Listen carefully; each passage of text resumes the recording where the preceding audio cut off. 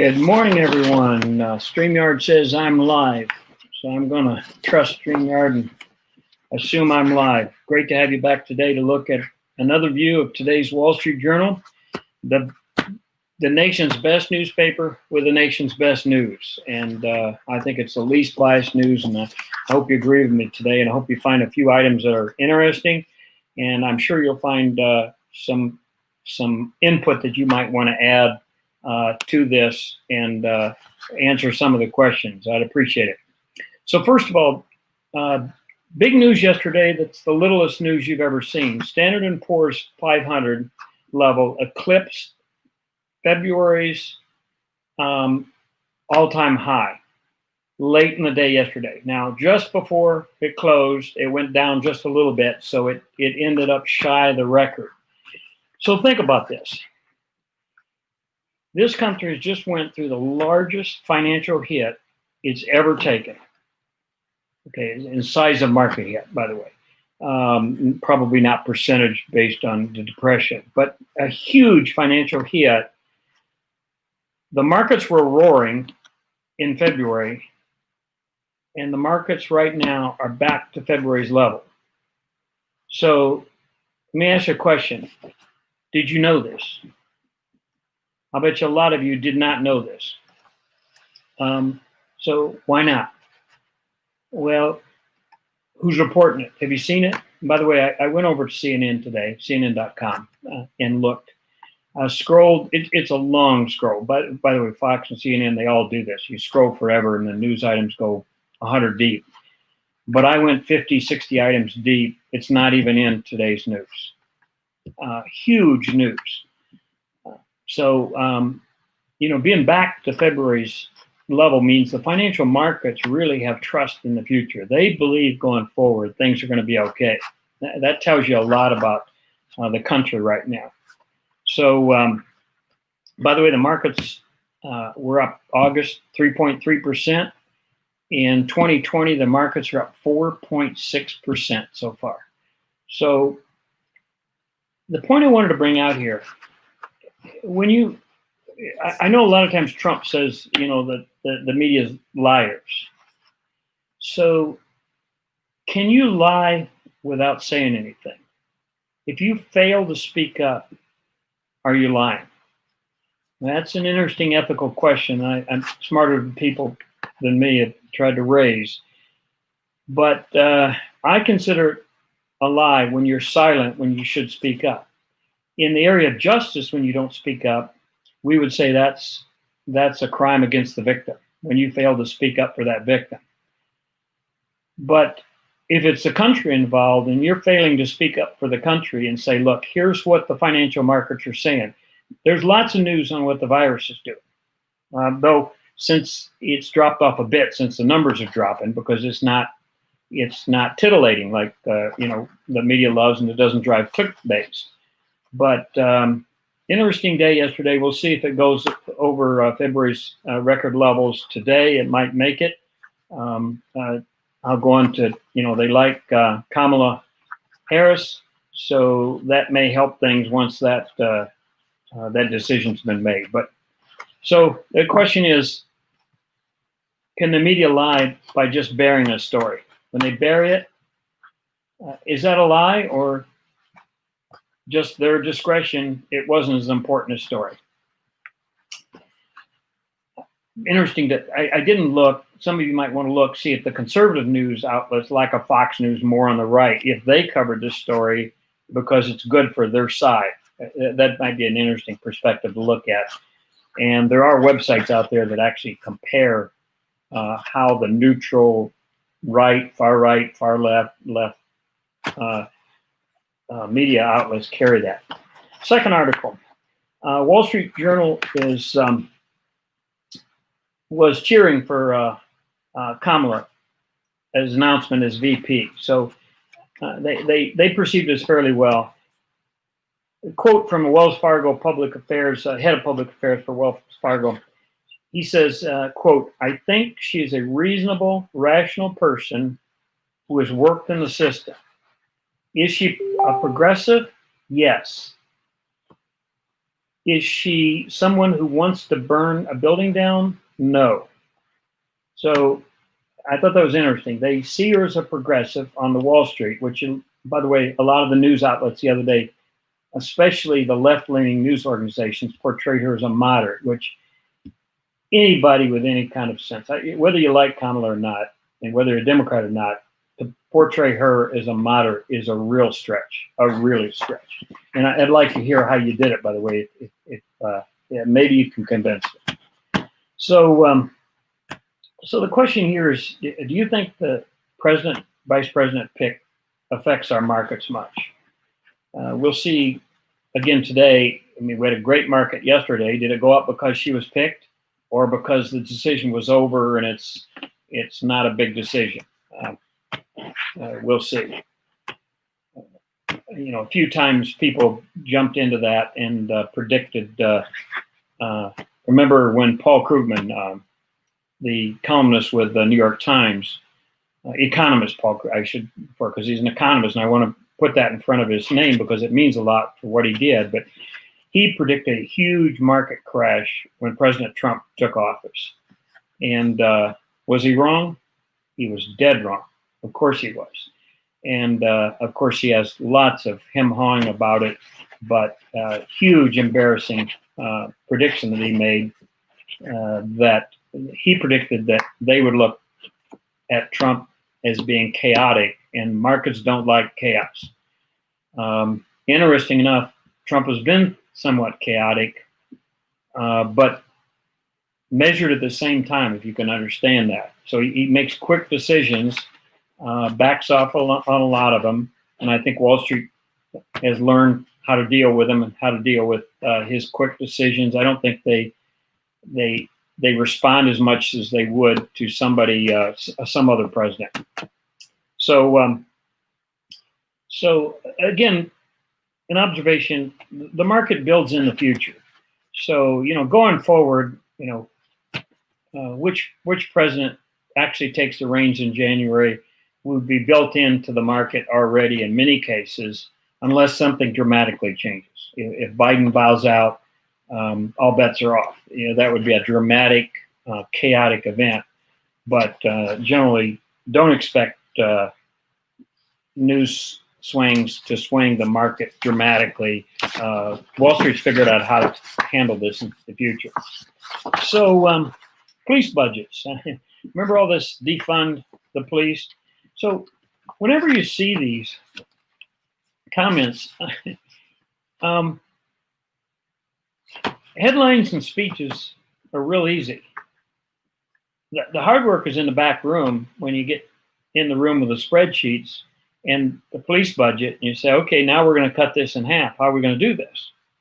So anybody with a basic understanding of accounting understands fixed costs and variable costs. So for the very few of my friends that don't understand that, so if you ran a storefront store,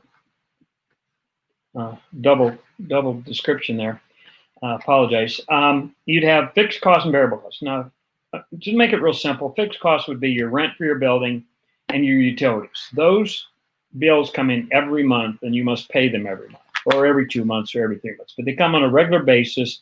It's very hard to stop those. Of course, you can move to another building, but you're going to transfer one fixed cost for another fixed cost. The only way you can get rid of that is shut the building down, shut the business down. And utilities are the same thing. They're fixed. You can vary them a little bit. You might negotiate a rent. You might negotiate utilities or lower, you know, put LED bulbs in. But primarily, they're there. Variable costs would be labor. Your store clerks. Certainly, you can, you know, if you have 1 or 2 clerks, you can lay off one and cut off half your labor cost, minus obviously your owner's part. So that's a variable cost. So people make this mistake. They look at police departments and say, well, if you cut, if it's 1,300 policemen, if you cut 650 of them, you've cut off 50% of the cost. And so whatever the budget is, $1 million, it just went down by $500,000. Well, it doesn't work that way for those of us that have actually managed large budgets. Very, very difficult in some of these organizations, especially public groups now, and we're getting into education and police, and I'll close this off at the end, but those groups have huge fixed costs in pensions and benefits. So don't discount that, because those are huge issues to cut. And by the way, the same issue in Congress.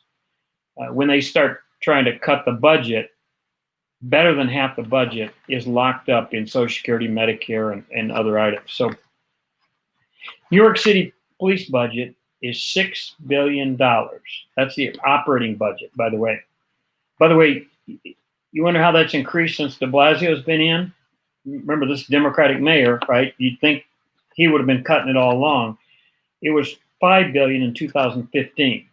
It's now $6 billion. So gone up 20% in 5 years. So now, of that $6 billion, that's operating cost, okay? That's basically the variable cost. Now, there's another $6 billion in benefits and pensions. Those are fixed costs. They're very difficult to get rid of, right? I mean, you try to change pensions, right? And public pension, unheard of, very difficult to do. And so, by the way, and I want to wrap this up, this $6 billion, and maybe I'm giving you too many numbers, and I apologize, but of the $6 billion operating costs, only 27% of it is in patrol officers' salary. You've got a lot of people running a lot of things. And this is, by the way, some of you are saying, well, it sounds like education too. It's exactly right. It sounds like education. So if you put it in simple forms, so 1/4 of 1/2 is officer's salary, not including benefits. Obviously, if you drop some of those officers, you may lose some, life insurance payments and so on. So when people tell you, well, we'll just reduce the police officers by half, and this is real easy. This is people that don't know anything. They've never run a large organization and had a balance sheet to take care of with fixed costs and variable costs. So 71% of the police departments that serve a population area of over 1 million people have union representation, okay? In Seattle, they want to make these police cuts, and half of the police cuts are coming from layoffs of policemen. Guess what they got to do the layoffs? They got to negotiate with the unions. They haven't gotten through that yet. What do you think is going to happen with those negotiations? You think they're going to be laid off? My bet is there'll be some agreement around attrition. That means when police officers decide to leave, they won't replace them.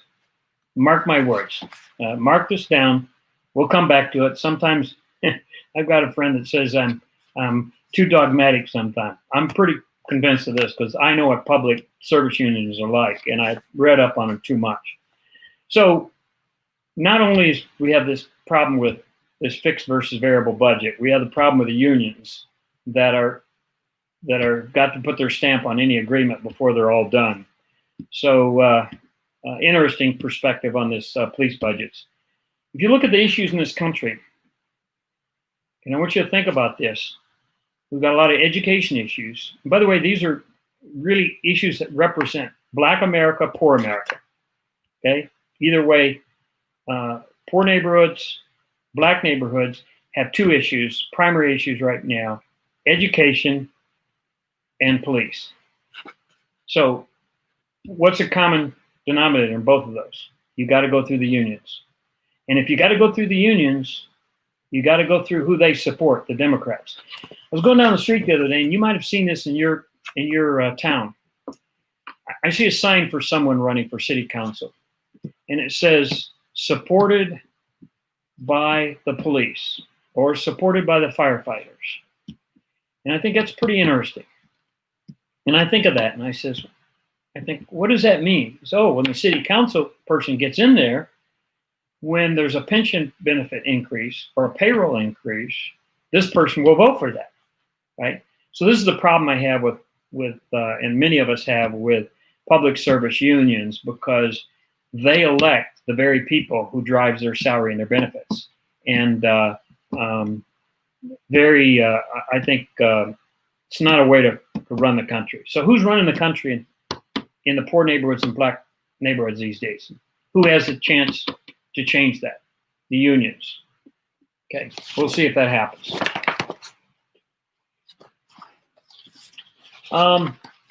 Number four, fourth article here, election 2020. That's interesting. Conventions. You look at the conventions. Some of you have watched conventions. I typically watch the conventions most every night, at least the last couple nights of the convention. They've been going on for 40 years. They're not something that's been going on for our whole history. I think they came on with the advent, just about the advent with television, a little bit after that. But they've become staged miniseries in my mind. And 30 million Americans watched Clinton receive the nomination in 2016, and 32 million Americans watched Trump's acceptance in, I'm sorry, I said 2016, I apologize. Trump was 2016. So a lot of Americans do watch it, but it's gone with the pandemic. The question I'd have for my viewers is, will they ever come back? Will we ever have a convention, a party convention anymore? I tend to think they may be gone. And Karl Rove, in today's opinion section of the Wall Street Journal, never thought that they would never come back. That was his view, and I think he might be right. They may look at him as too extravagant. So the real question would be on a convention, since it's televised and 30 million people are watching it, and it's staged for you, by the way. They pick all the speakers, they carefully craft them. Those speeches are gone over with a fine-tooth comb. This is not, and I'll get to that in a minute, this is not party line basement work back in the Chicagos in the 1920s. Did they help you decide which candidate you were going to vote for, or were you just a fawning admirer or somebody that wanted to see what the other side was doing? Had you already made up your mind and it was just good television? So it didn't help. If it didn't help you decide, what is its purpose? Maybe to invigorate the base? I'll give you that. So could be. So the real question would be, the convention is supposed to set up the party platform. That's the majority part of the convention. The nominating part is at the very end, and really a minor part of it. May get a lot of attention, but a minor part of it. It's all foregone conclusion anyways. You all know. I mean, it's not like we're watching, one of these music programs. We're trying to figure out who's going to win, the best musician of the night. We already know who won. We just get to want to hear their speech and hear all the, the stuff drop from the ceiling, and hear all the great, claps on every word they say and everything. So did we ever get to see the platform developed? Where was it developed, by the way? Do you know where it was developed? Well, in the basement. In the basement of the convention hall. All those nameless meeting rooms down there where no media's at. Lots of cigar smoke and bottles of scotch a long time ago, I agree. But down in the basement. And the other question is, when they developed the platform, did you ever see the platform on TV? Of course not. Of course not. And remember, the Democrats famously a few years ago, kind of took religion out of their party platform, and it leaked out. But note the word, it leaked out. So my bet is most of you have never even read a party platform summary or detailed document from a party. They get buried. They don't mean much anymore. And I'm not sure the president is even paying attention to it. So that's today's Wall Street Journal. I hope you enjoyed the conversation, and hope it strikes a few things to think about, and leave me some messages, and I'd appreciate it. Have a great day. Cheers.